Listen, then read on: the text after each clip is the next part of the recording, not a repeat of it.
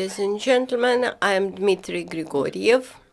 I'm representing the Energy Research Center, and today, jointly with the UCMC, we held our round table devoted to very interesting and important topic. We have 90 minutes, and the topic is the nuclear energy of Ukraine, whether maneuvering is a risk or blind risk, or this is the economic importance. We have the entire delegation from NAK Energoatom. We have Vitaly Zaychenko and Yuriy Vitaly Zaychenko is from Ukrenergo. Yuriy Sheiko is Deputy Director of NAK Energoatom. Oleksiy Lych is the Deputy Leader of the Trade Union in energy sector and nuclear energy industry in Ukraine. Sergiy Bozhko, Head of State Inspection on Nuclear Regulations. We have Ivan Plachkov, Head of the Energy Assembly of Ukraine and the then Minister of Energy of Ukraine. We also have Svitlana Kulchytska, Deputy Head from of Department from the Ministry of Energy. We have Oleg Godun, an expert. We also expect that Mr. Uschapovskyi will join us later. He is advisor to the Prime Minister of Ukraine on energy issues. And we have Mikhail Gashev, who represents from Ukrenergo.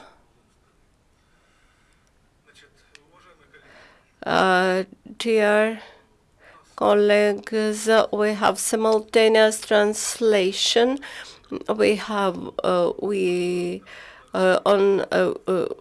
have stream, we have online,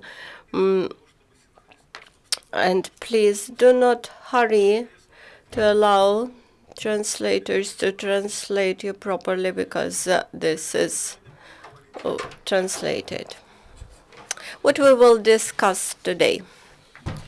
We have a situation today when in our energy system the generated agency is consumed upon demand differently in different times of the day. Some months ago, Deputy Minister of of Energy mentioned about December, and traditionally in winter and in summer we have so-called measuring days, when we measure the fluctuation between maximum and the minimum load at night and day, and the difference in winter amounted to 7.5 megawatts. This is the difference between day and night consumption in December, and at that round table, he said that NAK Energoatom decreased the generation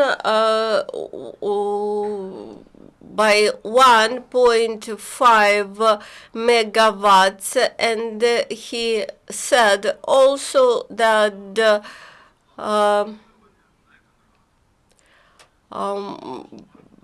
Energoatom actually decreased generation by that 1.5 thousand megawatts. We decided to have this round table to discuss when the last round table was held. We mentioned that any sharp decrease in generation in nuclear power plants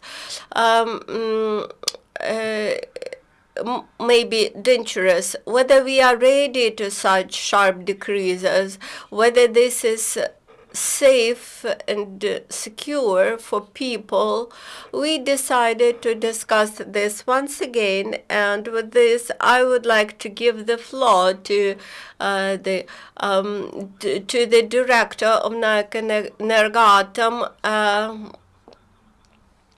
The minister mentioned that such decreases of generation in nuclear power plants is economically beneficial. This would allow us to save other fuels like gas oil, like oils, gas, etc. And with this, I would like to give the floor to Director of Energoatom. Thank you for this opportunity to speak. My colleagues will probably add to my intervention. You are right. We started to apply the maneuvering regimes on NPPs back in 2006, and at that time we carried out big work with the fuel suppliers from Russian Federation, and actually we preserved that suppliers by now. Back in 2006, we developed and drafted some requests and some technical regulations about possibility to use nuclear fuels for decreasing generation.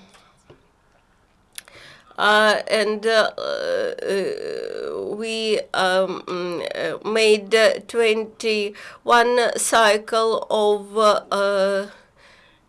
uploading and unloading of nuclear fuel in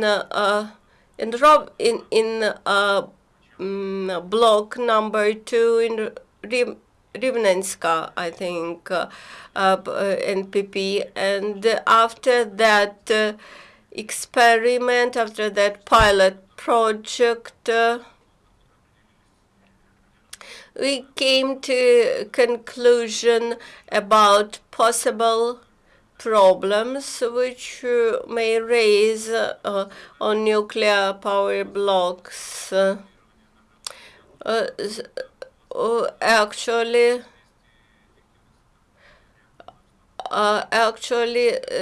it is possible to regulate the generation from nuclear power block is possible only within first 200 days of the nuclear power block, and we carried out just 21 cycle of uploading and unloading of fuels, but the full cycle should be 200 such days. moreover, in course of that 21 days of testing, we revealed some issues, some problem issues with the reactor itself. We prepared a report on this issue where we mentioned all the questions which that testing raised, and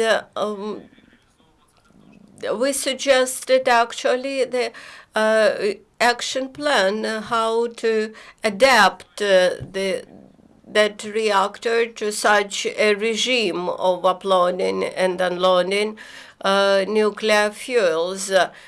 And I would like to provide some background to this problem. The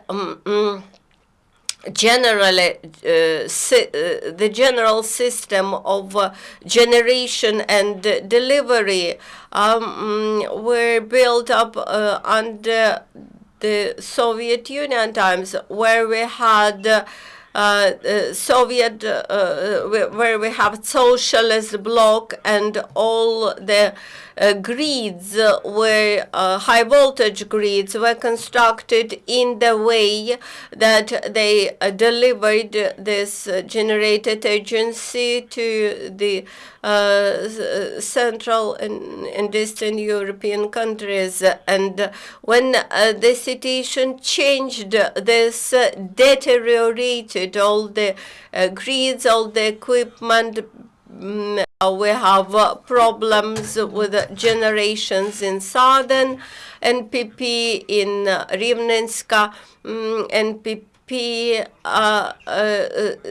So the message is we should not forget that we work with nuclear power installations where we use nuclear fuels, and before making any changes in the operational mode of these installations, we should be sure, absolutely sure, that in course of maneuvering, if anything happens in the general energy system, this won't result in any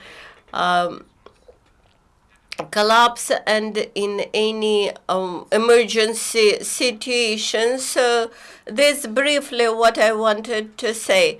I would like to invite to the microphone the head of the State Inspection on Nuclear Energy. As we heard, all the permits and licenses were received by our country in order to carry out such works, both from the international nuclear organizations and from your inspection. The international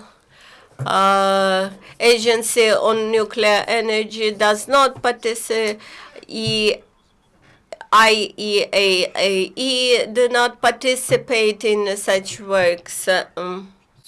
As to transferring to the mode of maneuvering the capacity,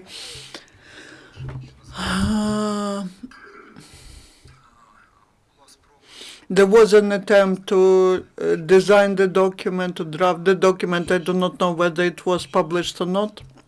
I believe not, because taking into account this very long term of drafting IAEA documents, you understand that this is to be approved by all the countries that participate in IAEA. I believe it hasn't been published yet. As to the moving to this regime of flexible operation, that has become the global practice, and many countries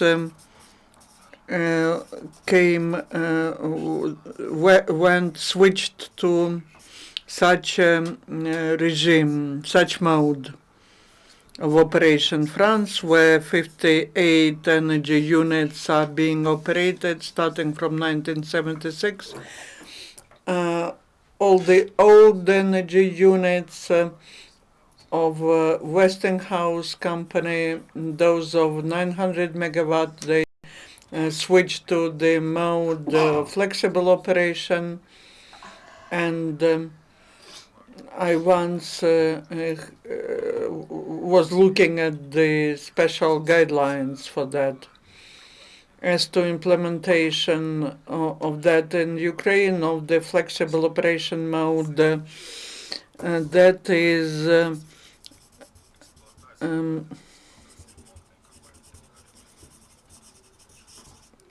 everything that could present this danger is to be approved by the Inspectorate. And there should be an action plan, what's needed, when needs to be done, who's responsible for what, who approves what, and all these programs. I agree with what Yuriy said, that the flexible operation mode test was taking place in 2015, and that was approved by the State Committee on Regulations, and it approved it based on positive assessment of the materials that guarantees safety. That is what is done in our country, and Energoatom submitted these materials and we approved them. So before you issue the permit to start the works, you analyze the global best practices, because you mentioned France. But basically, they were designing the energy units for flexible operation. No, I'm talking about Westinghouse that were designed to operate in basic mode, and then they switched to a flexible operation mode, which is even deeper than the one which was planned for second unit of Khmelnytska NPP. But you were probably studying this issue very deeply. Other colleagues who are operating the reactors of that type, the former Eastern European countries, those who are operating VVRs, are they using these opportunities? Are they using that? In 2003-04, the units number 1, 2 of Rostovskaya NPP, Kulchytska NPP of Russian Federation, units 1, 2 of Taiwan, China. So that's what they were, where they were using these modes. Again, this flexible operation mode, this is the global practice. That's not the first unique case. I mean Ukraine. Do you have anything to add? Good afternoon. We're talking now about serious technological problems which we have at energy units when they enter this flexible operation mode.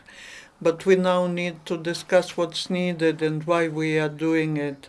First of all, I would like to explain what regulation is. The regulation here is of 3 types. The first type of regulation is seasonal regulation.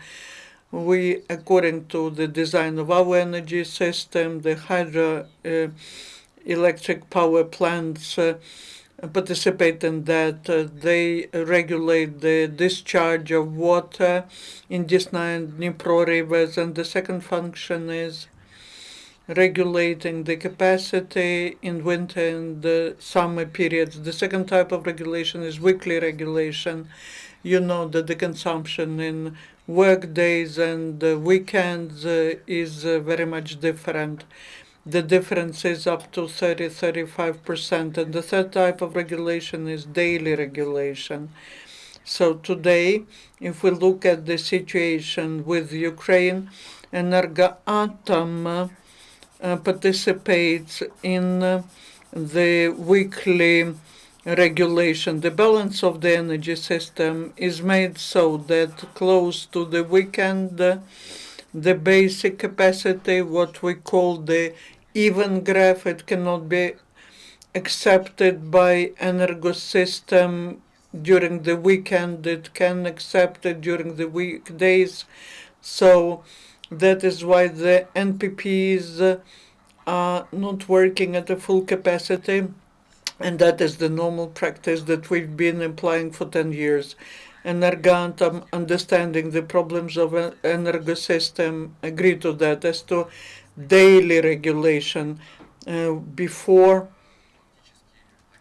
the Crimea was annexed with 400 megawatt, then the decrease of the level of consumption. Now the difference between maximum point and minimum point in energy system of Ukraine is up to 25%. That's too much. And there is now a necessity, a need, after all reserves on regulation of hydro PPs, thermal PPs, to after these capacities are depleted, we use the NPP's capacities. Technically, that's possible.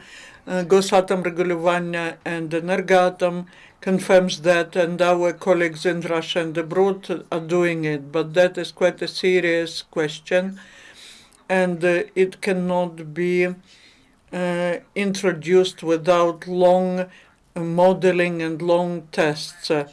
The main reason why the power units are working in these two modes is that when all the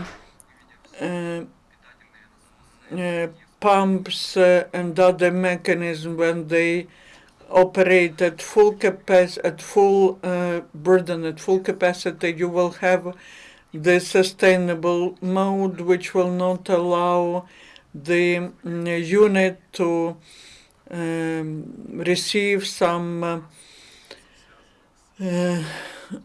to get some problem, and that's related to the work of all types of the clutches, and that's about 2,000 clutches. So any energy unit enters the mode of enhanced hazard when they switch to flexible operation mode. So considering these modes, the operational company has to take into account the effect of additional reconstruction, modernization, repair works. This is to be described and included into the program of switching to all these things. And the funding is needed. We need to look at the issue of compensation to Energoatom, of the expenditures that will be the money that will be spent because of reconstruction and modernization. And putting it all together, we can state that this mode today is needed. But to use it without the preparation, without modeling, without the tests is impossible. Even though I said in the beginning that Energoatom participates in weekly regulation, that happens every week.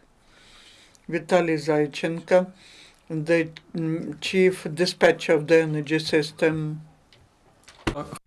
Good morning, dear colleagues. I would like to make a deeper review of the background of this issue. Actually, the first turn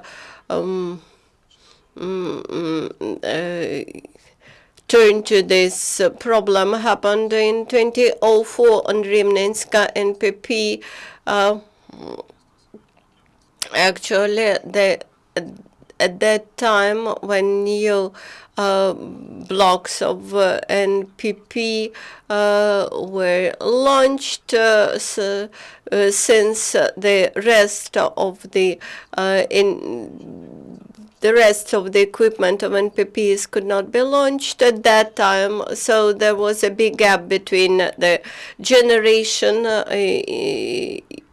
at day, at night, and so that problem arose for the first time, and it took us 11 years to study the issue from all sides, and during April and May, we held 21 testing, everyday testing of this flexible operation. We immediately felt effects. I think that in general, the Energoatom felt this in terms of energy generation. But today, the situation in energy system considerably changed when consumption considerably dropped, and actually the mode of consumption considerably changed. When during a day, or a working day, the energy system consumes at the level at which we consumed during the longest night in the past years, that is, consumption sharply decreased on even working days. We are thinking how to raise, to balance our generation, and during this year, the losses of Energoatom amounted to 2 billion kilowatts per hour, and this means that cheaper nuclear energy is not sufficiently used by consumers.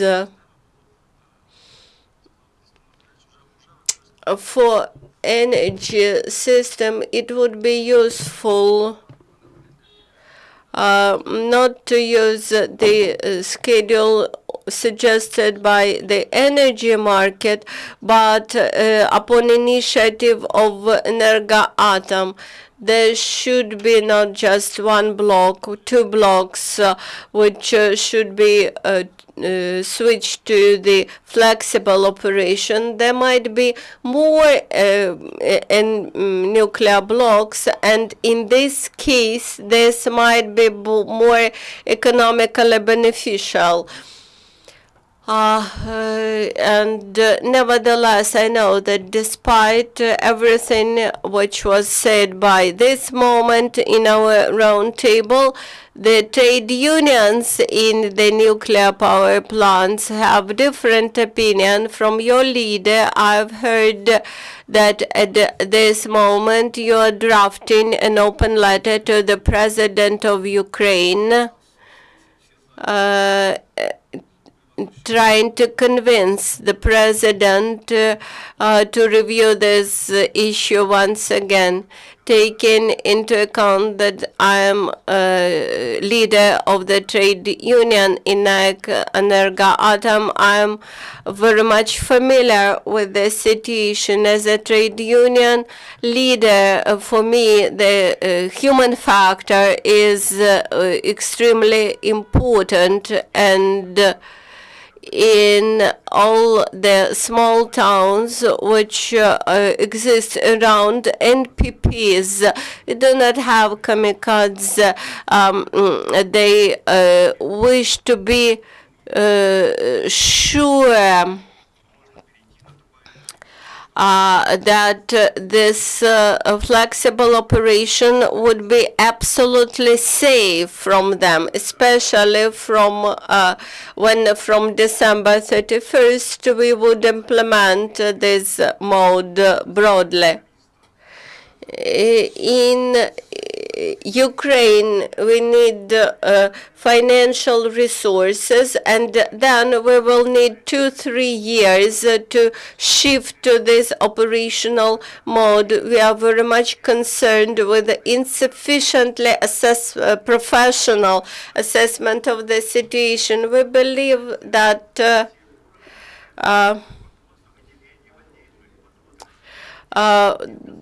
that there should be a special state committee on nuclear energy.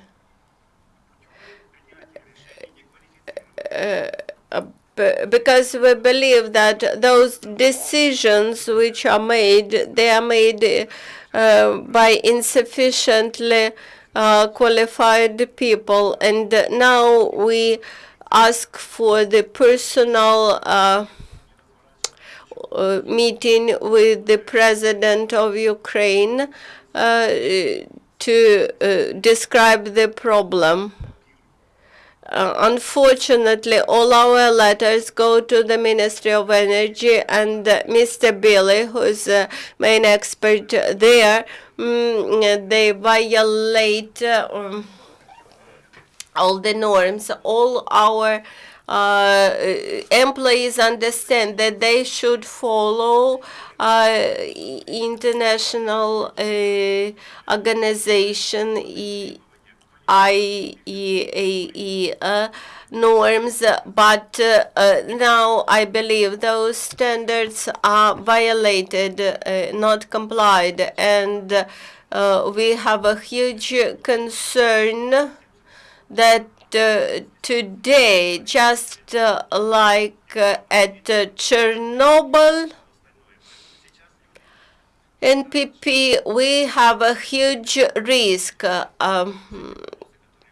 We wish to ask questions and to hear the answers, to know the answers. Of course, we understand the necessity of doing this. This is our future. For us, today, it's not profitably to shift to the flexible operation, because the money which we have to spend on this are much bigger than the economic effect on this. Unfortunately, all those who make decisions today, they do not look forward. When they speak about place about storage for nuclear waste, they near the NPPs, they actually postpone any solution to the problem where that we have the that we need to have the regular storage for nuclear waste, and by the way, look at the documents which are issued by our ministry, fulfilling those instructions, we put under risk the nuclear safety of our state. I think that we should get a separate managerial body for nuclear enterprises which will study this issue. At this point of our discussion, I would like to invite the representatives of the ministry, because as far as I understand, this is the ministry which made this decision and which take measures without proper consideration. We all remember Chernobyl disaster, and the security issue remains one of the most important for us. And by the way, the ministry cannot force operator to change the operational mode of NPP, violating the established procedures. We clearly understand that the procedure exists, the procedure is in place, and without supervision of a regulating body, the mode could not be changed. Here I heard that by the end of this year, we have to apply flexible operation at all NPPs. There is not true. In our recommendation to NPPs, we suggested that NPPs should develop necessary procedure by the end of the year. Energoatom currently develops the network schedules, technical documentation, the designs for modernization of equipment, etc. All those explanations in response to the letter of our trade unions, all publications on this topic, they are on our website, and those who are interested in more details may review them. Of course, I do not wish to judge, but as far as I remember the document, it speaks about a shift to the flexible operation from January 1st, 2017. About implementation or application of the flexible operation from 2017.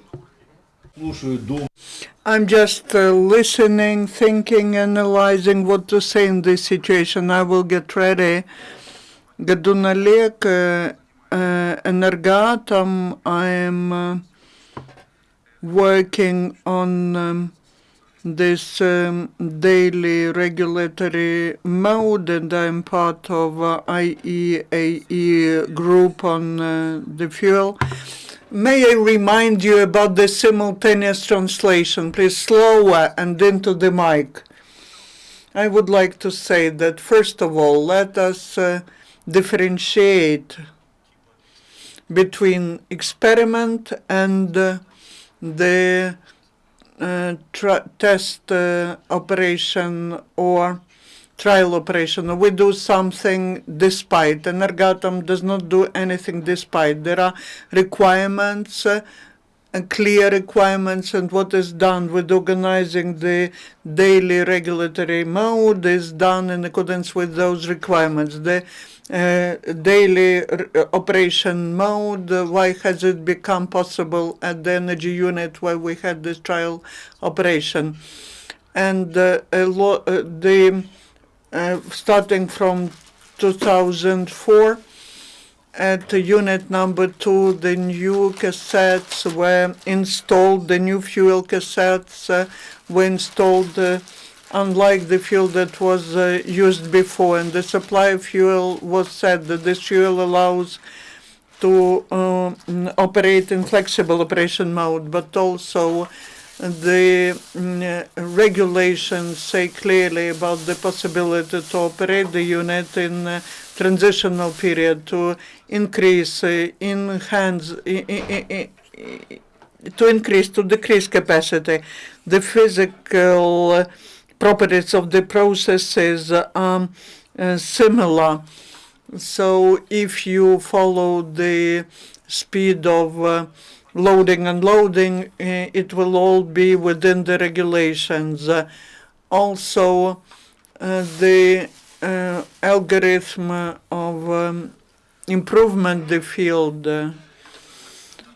allows to implement such an mode which is realized somewhere else. And we cannot say that the unit was designed or not designed. We need to understand when we are talking about success or non-success of daily regulation, we need to look at certain criteria. The criteria are ensuring nuclear safety and non-influence on environment, and that is ensured by the program which is implemented on Khmelnytsk 2 unit, when people are saying that the mode of daily regulation should be implemented taking into account the daily regulation. I support that, and in order to have 21 cycles of change of capacity at Unit 2 of Khmelnytsk NPP in 2015. We designed all the documents and developed all the documents, and we developed the report on safety analysis, and we transferred that all according to the procedure to the state regulatory body. The expert analysis was made, and it allowed to implement the mode of daily regulation. All requirements, we do follow all the requirements. The fuel allows us to do it now. Like Energoatom, as our colleagues are saying, is working according to the daily regulatory mode, and that is similar to daily regulatory mode. So basically, let's move away from saying that that's experiment and why we are doing it. All conditions have been created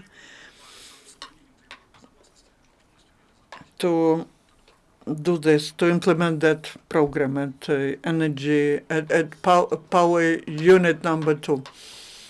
I know, as far as I know, this mode of trial operation now has been implemented partially. Part of the cycles have been implemented to say, yes, we're ready to do it on a permanent basis. For that, you need to have 200-250 more cycles to complete the trial operation in this mode. Is that true? In accordance to documentations which the fuel supplier sent us every year, in the mode of daily operation, it should be implemented during 200 days. It's 200 effective days. Now, these 200 cycles, which are planned to implement every year, to do it immediately during 1 year, and to have all 200 cycles seems to be too much, and the Energoatom, together with the regulator, decided to implement it step by step. Like in 2006, 11 cycles were implemented.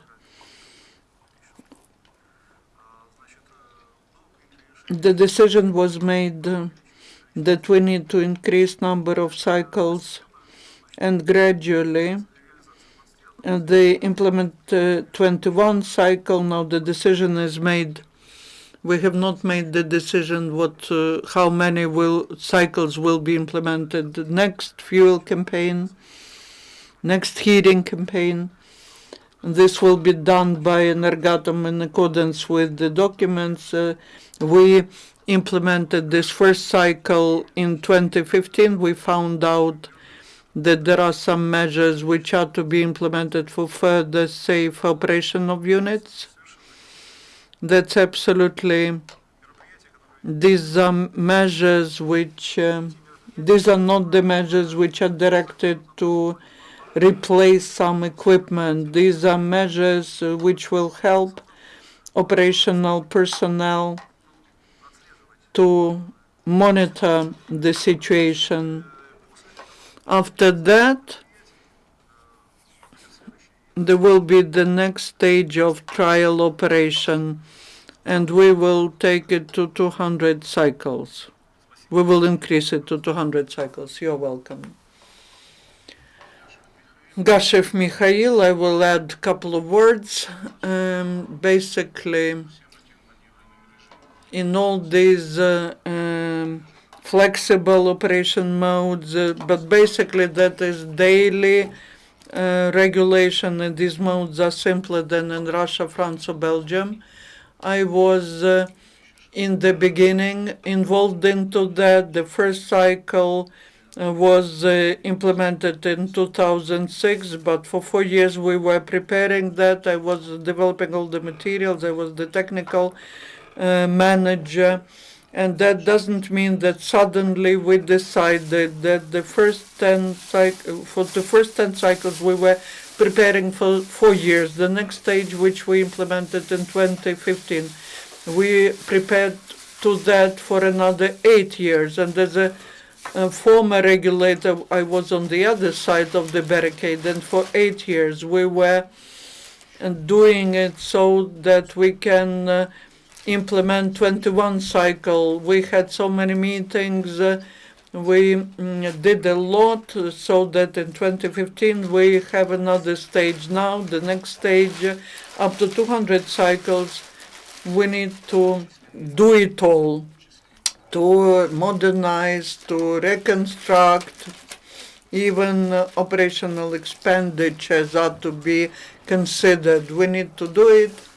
We cannot talk about any voluntarism. Once we started working from 2003 according to the norms and rules of IEAE, and this will never be done in any other way. And back to 2003-2004, it was planned that it would be just for new units using new fuel, 2nd Khmelnytsk and 4th Rovinsky, in accordance to the regulatory documents. In the best case, the period of pilot operation will start in Khmelnytsky after it's approved by the regulator, after all the trials.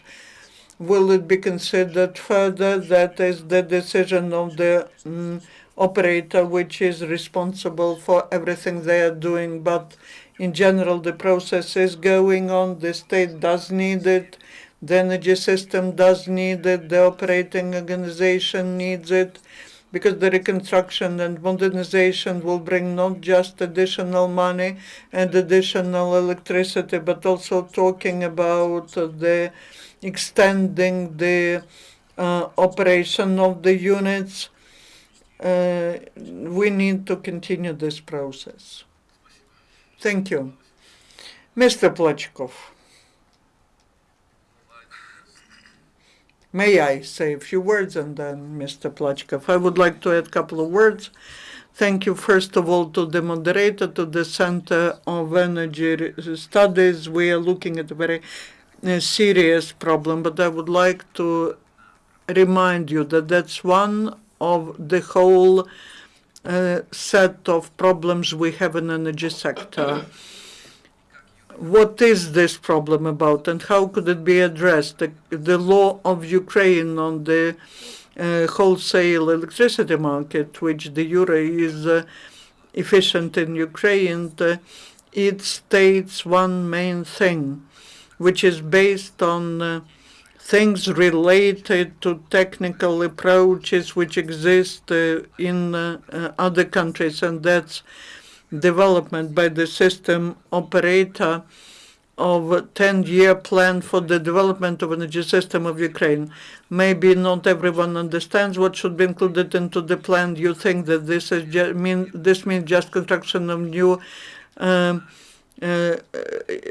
plants, but that's analysis of the level of consumption, the level of generation, analysis of regulatory capacities. We are doing a lot. We are finishing an energy system, the implementation, the putting into operation some new facilities. We are negotiating with the World Bank, European Investment Bank, European Bank for Reconstruction and Development on the biggest capital investment into construction of Kulchytska power plant. But it is to be included into 10-year plan.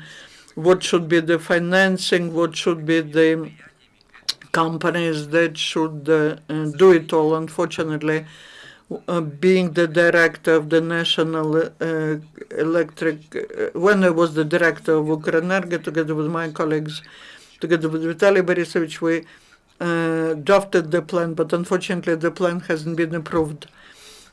Today is April of 2016. How can such a sector as electricity sector, including nuclear, hydro, and power plants, work without plan?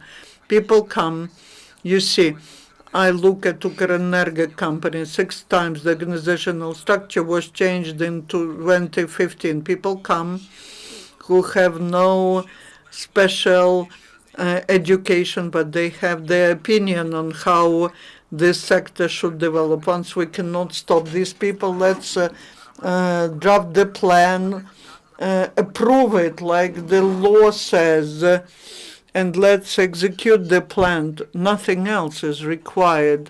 Everything is so simple. So finishing my intervention, I would like to say that we need to move along the way which is described by the regulations. Everything's written there. Our laws are quite good. We're just not implementing them, executing them.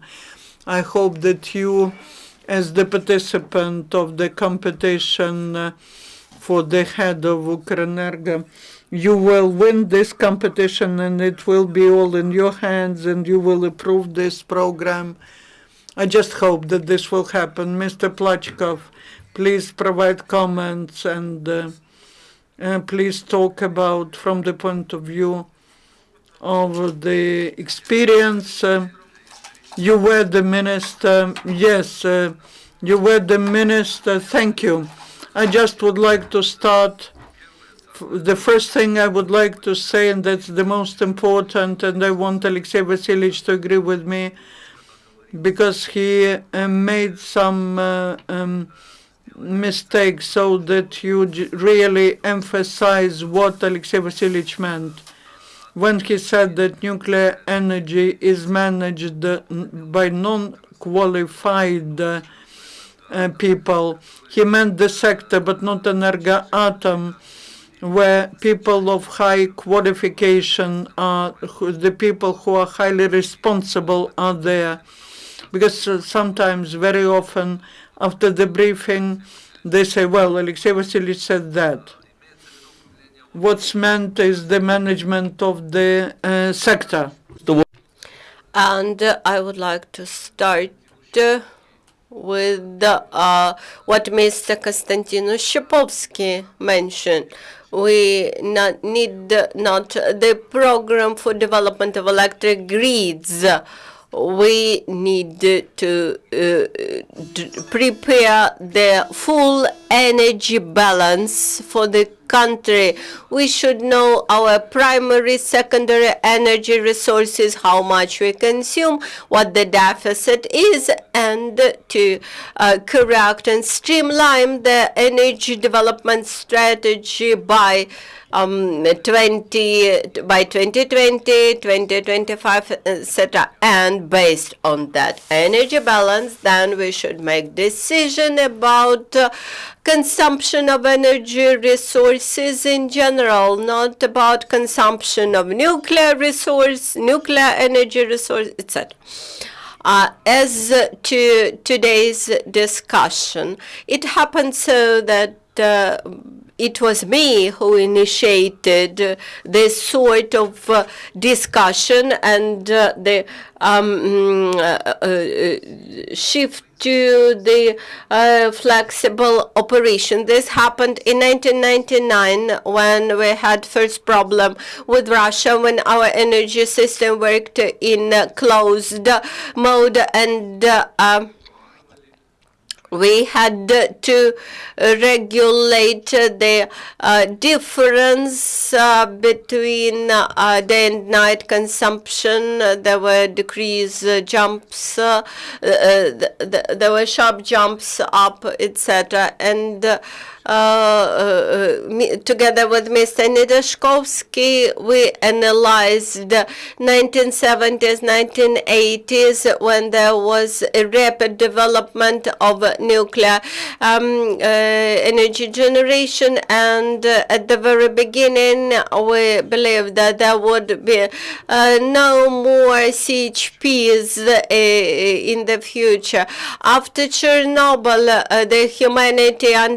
the humankind understood that that was not true, and at the level of the Supreme Council of the Soviet Union, not just moratorium for development of NPPs was passed, but also there was a decision about conservation of the Crimean NPP. Odessa NPP construction was stopped, and probably this was the right decision. But with time, we realized that the humankind cannot survive without nuclear power plants. Then later we made decision about Zaporizhia, about Khmelnytsk, about Rovna power plants, nuclear power plants, and today nuclear energy sector produces up to 60% in the balance of consumption in Ukraine, and we cannot imagine today our consumption without 3,000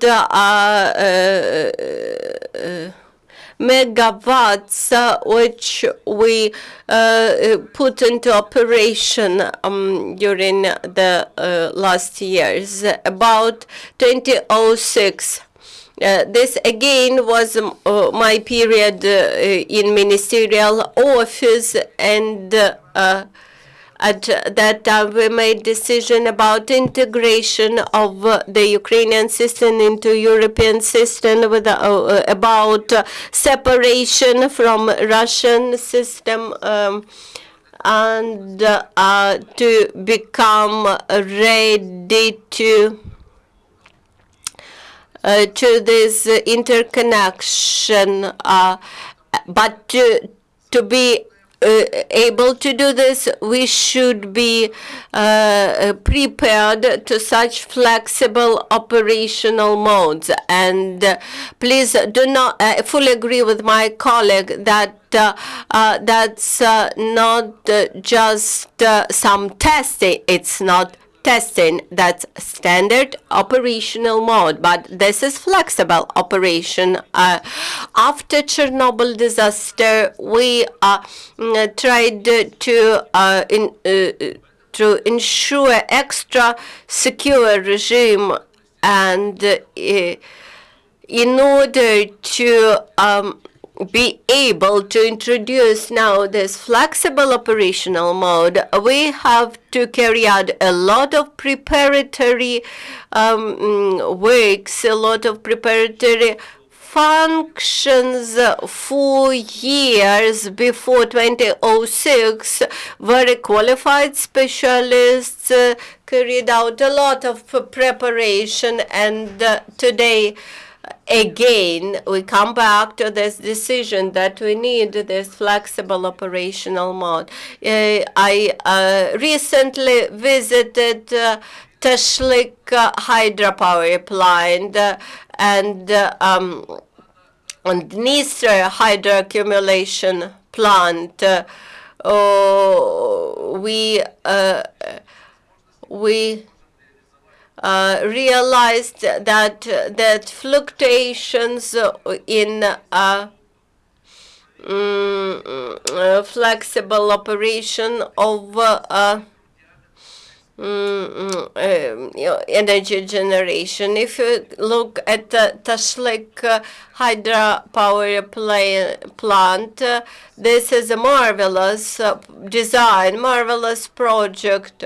It took us around $2 billion, while in Dniester hydroaccumulation plant we have some $4 billion digged into this design. We can finish those projects and implement this regulation of daily load easily. But Energoatom continues to work on this flexible modes. Currently, we are working on the law of changes to the energy market, where company will get money from energy market depending on the operational mode. There are basic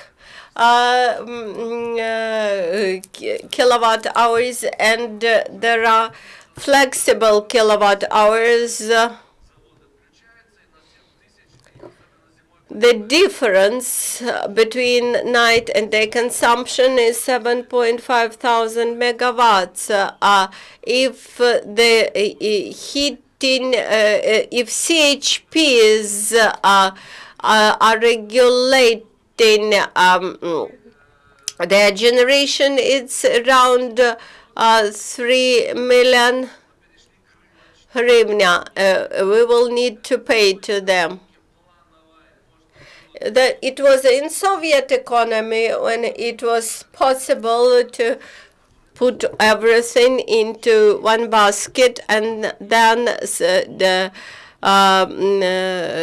deliver from this basket to both producers and consumers. And if we do not manage to balance our consumption, we will have the sectoral blackouts, or like it happened last year when our generating plants were stopped and we paid in dollars to get energy. That's why Energoatom is now working on the flexible operational mode. Today we discussed with Kostyantyn Yevgenyevich. In Bulgaria, they work in basic operational mode because they steadily sell to Turkey. In France, where up to 60% of generation is from NPPs, they cannot work in basic. And from the very beginning, those reactors are initially designed and adjusted for this flexible operational mode. And What is the result of our today's discussion? It seems to me that for the sector in general, which is high-tech sector, it requires a very high professional level of the employees. Probably it is possible that ministers who are political figures, they are not professionals. That's possible. But deputy ministers and heads of departments and experts in the ministry should be real professionals. It's unacceptable when political figure comes to manage the very technical, very serious sector. And he brought financial experts, linguists, etc., to the nuclear power sector. This resulted in a situation, what we observe for the last 2 years in our sector, when decisions are made based on short-term considerations, and they raise such discussions as we have today. Actually, this work was, the preparatory work was started not even in 2006. It was in 2002. Back in 2002, no letters to the president were produced because everybody realized that it was the planned work of a regulator. While, like today, we have a situation when there is an order. From December, you should implement. And intuitively, people try to resist.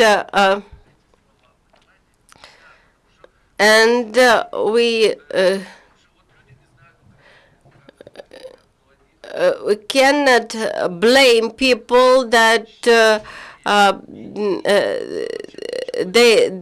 they feel themselves concerned and alarmed, having no deep understanding of the issue. Why you decided to write a letter? Why the ministry had produced that disputable document? Because having applied just word that you should implement something from December, you alarmed the entire society. This is Ukraine. You should carry out some specific work without disturbing people and alarming people. When I have heard about about January 2017, I immediately felt alarmed, and I was one of the initiators of today's roundtable. Actually, this was a reflective response, and today we have heard that this is a planned work. It is carried out by specialists, by experts. It is carried out in full compliance with all the regulations. We are now turning back to the elements of the standard operational mode which existed before Chernobyl, and in order to fit the economic model of the sector operation, in order to be able to implement what is provided in the law on the energy market. Thank you very much. Advisor to the Nike Energoatom president asked to take the floor. I would like to report, Ivan Vasilievich, we graduated from the same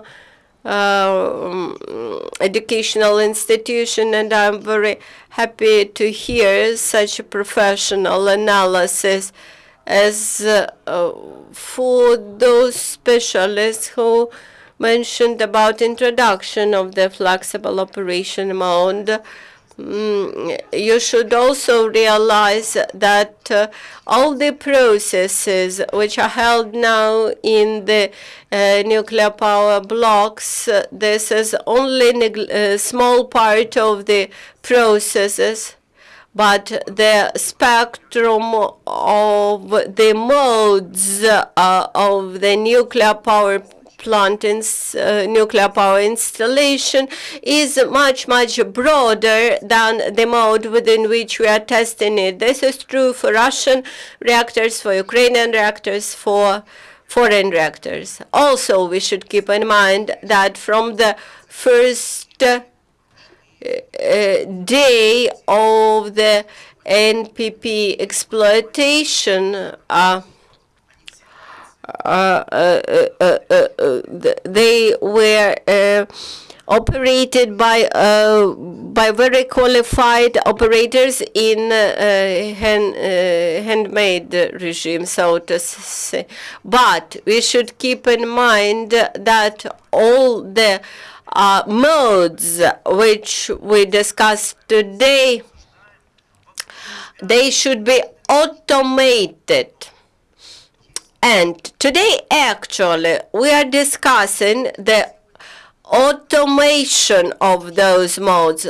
There is not the question whether a nuclear power block could operate in flexible mode.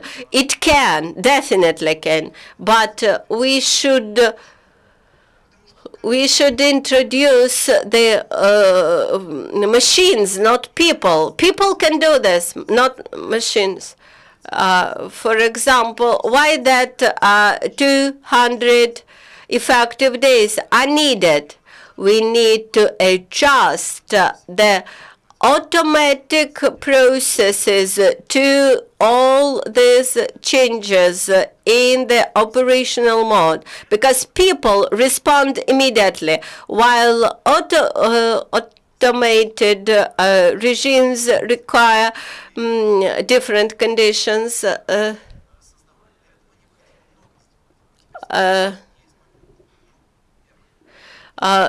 are some doubts about fuel TSA, which is used by Russian designers and Russian experts on exploitation. It was believed to be of higher quality than TSM.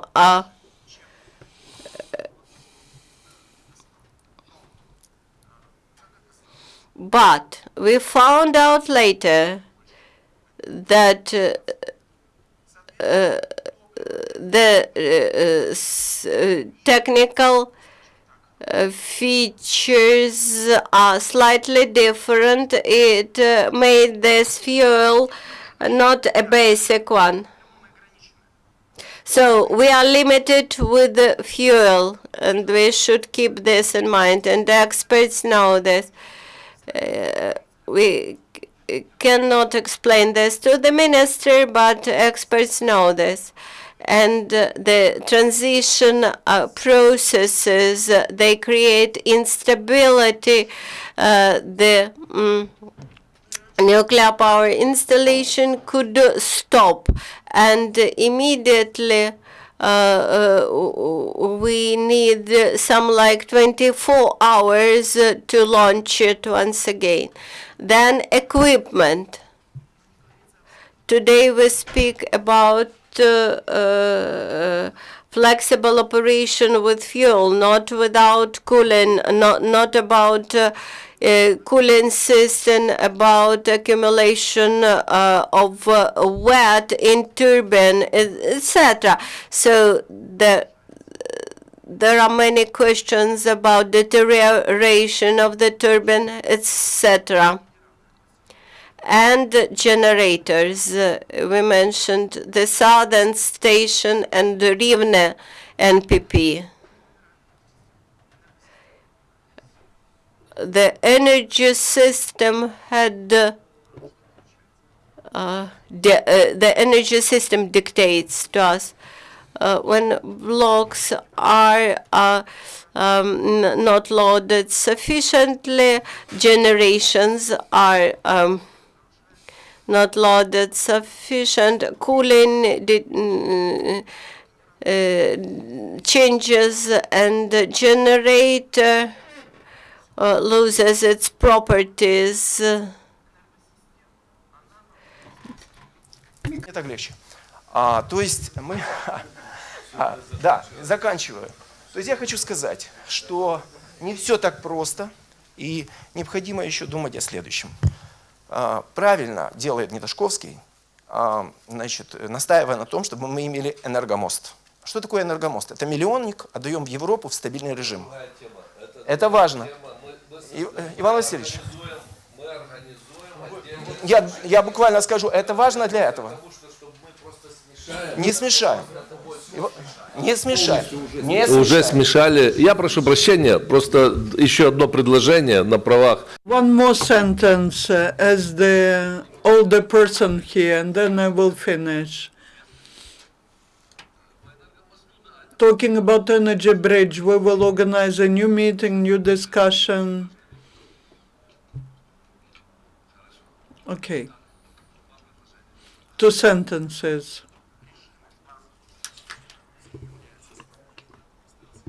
Я проходил подготовку в Nuclear Electric в Англии в 1996 году. Самая низкая электроэнергия, самый первый пакет поступает в энергосистему. Энергосистема в базовом режиме на атомных станциях, все остальные отрабатывают. Сегодня атомные станции обеспечивают производство прибавочной стоимости в стране, которая оплачивает все остальное. Спасибо. Так, и можно я на завершение? May I say in the end?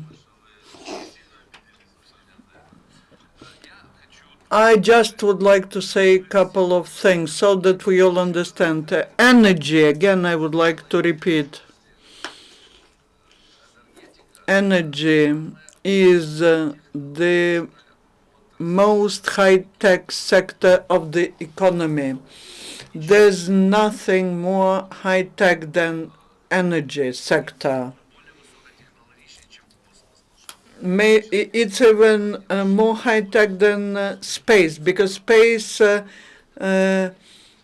equipment is designed for a very short term, and the energy unit is to operate for 50 years, because parameters, talking about temperature parameters, they are higher than in space industry. It's the most high-tech sector.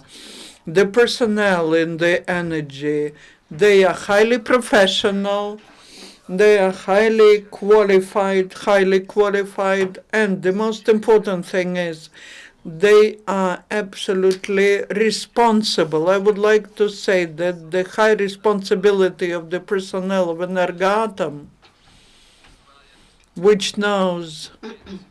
who know the situations, the events that were taking place in Ukraine and in Japan, and especially the responsibility of the regulator, which is one of the strongest regulators in the world. Believe me, I know when IEAE assesses regulators of different countries and they assess regulator in Ukraine, we are our regulator is the mostly qualified and mostly experienced.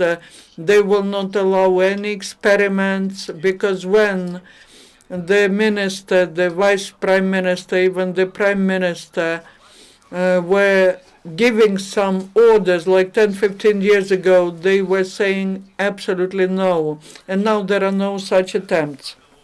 Let's believe that it was just some error made by the leadership. They just said something wrong. Thank you.